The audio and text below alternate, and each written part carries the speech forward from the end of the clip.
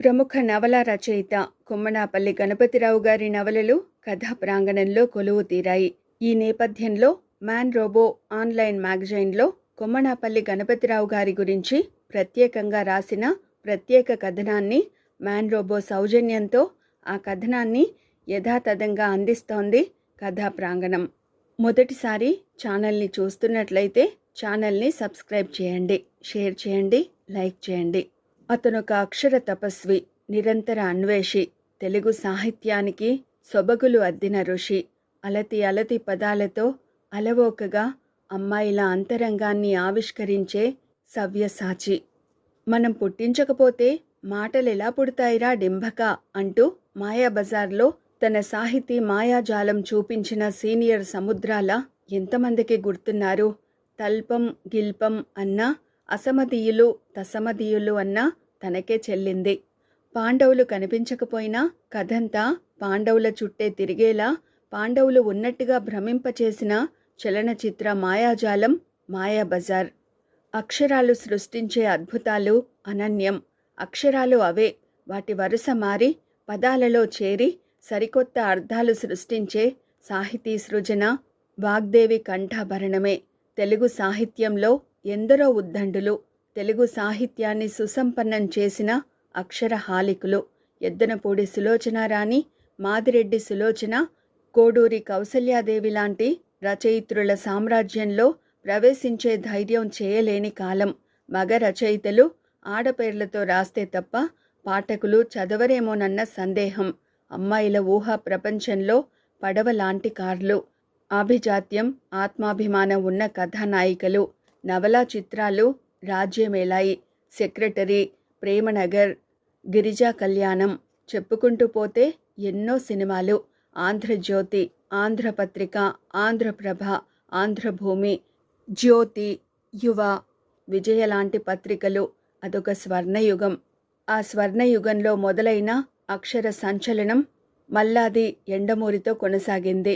Popular సాహిత్యానికి కొత్త పుంతలు మొదలయ్యాయి. పోటాపోటీగా ఎండమూరి మల్లాది శకం మొదలైంది. ఇద్దరిది విభిన్నమైన శైలి. సరిగ్గా అప్పుడే మరో రచయిత మిస్సైల్లా దూసుకువచ్చాడు. నవలా ప్రపంచంలో కొత్త ఒరవడి మొదలుపెట్టాడు. మల్లాది ఎండమూరిని అనుసరిస్తూ రాస్తే అనుకరణే అవుతుంది. అంతకు మించి రాస్తే వాళ్ల శైలికి భిన్నంగా వెళ్తే అలా మొదలైంది అక్షర సంచలనం. అక్షరాలకు భావ కవిత్వాన్ని అద్దాడు. పాత్రలకు భావోద్వేగాలను ఆచ్ఛాదనగా తొడిగాడు. శబ్ద రత్నాకరం తడిమి చూసుకుంది. సూర్యరాయాంధ్ర నిఘంటువు విస్తుపోయింది. సీనియర్ సముద్రాల చెప్పినట్టు భావోద్వేగాలు, భావుకత సొబగు సృష్టించకపోతే పాత్రలు ఎలా సజీవమవుతాయి? కన్నీటి చెమ్మతో మాట్లాడించాడు. సాహిత్యాన్ని సంధించాడు. అనుభవ వేద్యాన్ని అనుభూతిపరం చేశాడు. అందులోనూ ఆడపిల్లలు అంటే కాసింత ఎక్కువ ప్రేమ. ఇప్పుడు చెప్పుకునే మహిళా సాధికారత దశాబ్దాలకు పూర్వమే తన నవలల్లో అమ్మాయిల పాత్రల ద్వారా ఆవిష్కరించాడు. అతని రచనల్లో అమ్మాయిలు ఆటబొమ్మలు కాదు, వేటాడే చిరుతలు, సమాజాన్ని ప్రభావితం చేసే అతివలు, వ్యక్తిత్వాన్ని ఆచ్ఛాదనగా చేసుకున్న పరిపూర్ణ మహిళలు. కొమ్మనాపల్లి గణపతిరావు నిర్మించిన సాహితీ సామ్రాజ్యంలో ప్రమదావనం ఉంది. ధీరోదాత్తత కలిగిన హీరోయిజం ఉంది. అన్నింటికీ మించి జీవితాన్ని తన కోణంలో ఆవిష్కరించే సాహితీ ఇంద్రజాలం ఉంది. సముద్రాన్ని చూశాను, ఆకాశాన్ని చూశాను, ఈ రెండూ తనలో కలుపుకున్న అమ్మ ప్రేమను స్పర్శించలేదు అంటూ పాఠకుల హృదయాలను అక్షరాల చెమ్మతో స్పృశించే సాహితీ తపస్వి. అతనే కొమ్మనాపల్లి గణపతిరావు. మొదటిసారిగా ఒక రచయిత, అది మగ రచయిత ఫోటోను ముఖచిత్రంగా అందించింది ఆంధ్రభూమి వారపత్రిక. ఒక అక్షర సంచలనానికి తెరతీస్తూ. ఆంధ్రభూమి వీక్లీలో ది రైటర్ నవల ఒక సంచలనం.